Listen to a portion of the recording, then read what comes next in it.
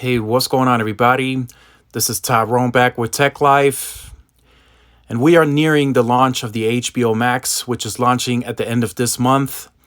And I want to hear from you guys. That's why I made this video today. I want to hear from you guys. Do you think this will be a big win for AT&T or a big fail?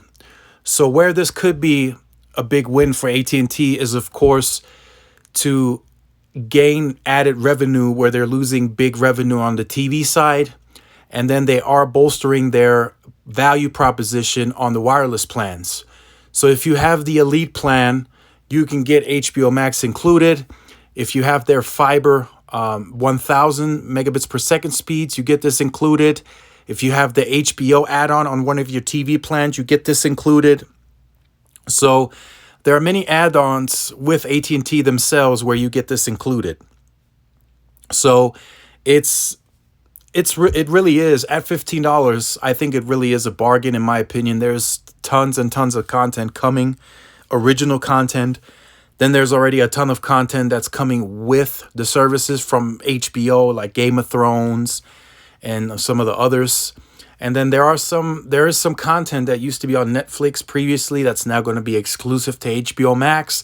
And then HBO has all the DC content now as well.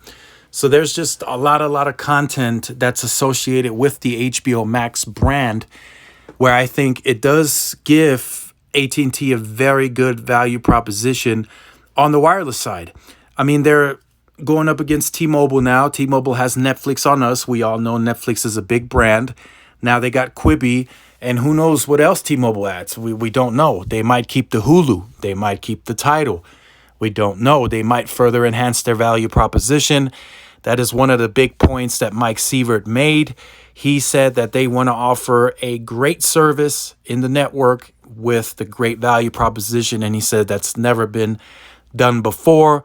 In the past, you've always had to choose. Either you want the good network, you pay for it, or you take the lesser network, but you get the better value.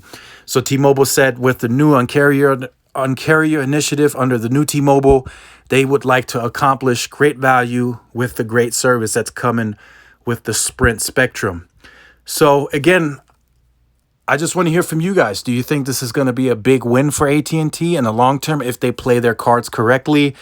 This could be as big as Netflix. It's backed up by a lot of money from AT&T.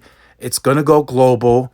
They have good original content already as their base with that comes from HBO. Now with the DC content, the Rick and Mortys and some of the other large content library, the Batmans, we don't know what else could be exclusive to them. The DC is a big one. A lot of people like Batman, Superman, all of the other DC characters. So it's a big platform.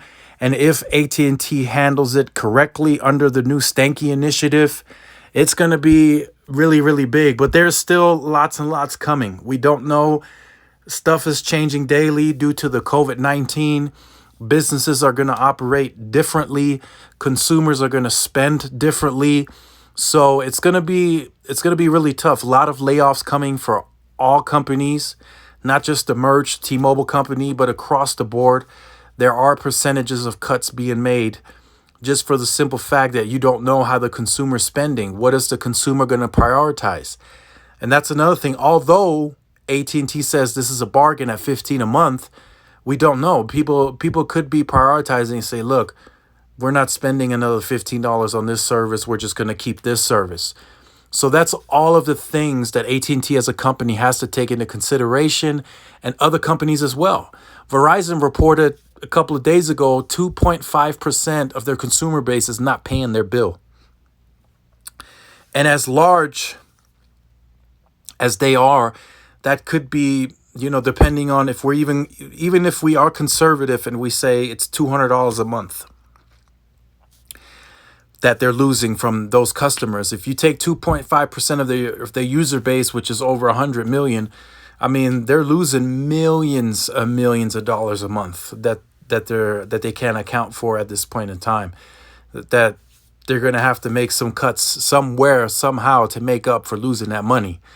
So it's definitely going to be, and I personally think the wireless industry, the companies are potentially more than likely going to have to take a loss on that, and the other industries as well. I just don't see a consumer being behind 4 months and then having to still pay the other bills going forward plus the 4 months that they're behind.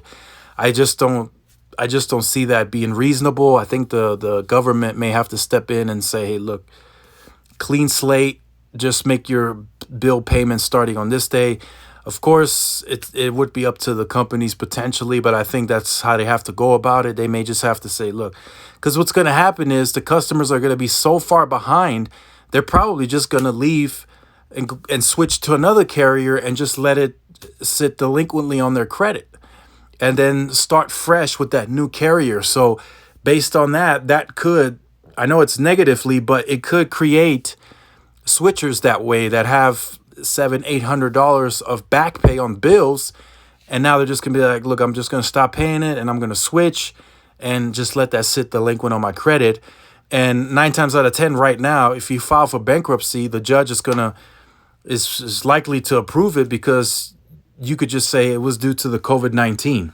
So that's just some of the things that the carriers are going to have to take into consideration. So there are lots and lots of cuts coming. That's for sure. Cuts are coming across the board. T-Mobile, AT&T, Verizon, Dish, Boost, whatever industry, it's coming. Cuts are going to come. A reduction of stores. It's all coming, and it's due to the situation and future planning.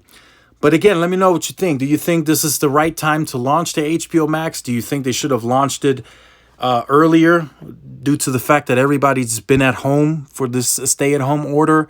Or do you think this is the right time to launch it? And will AT&T have the right game plan to really push this aggressively and bring this content into people's homes? So let me know all that in the comment section down below.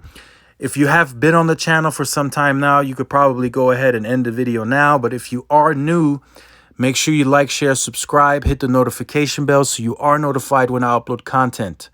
If you have a Twitter, make sure to follow my Twitter. I will post the videos on there as well.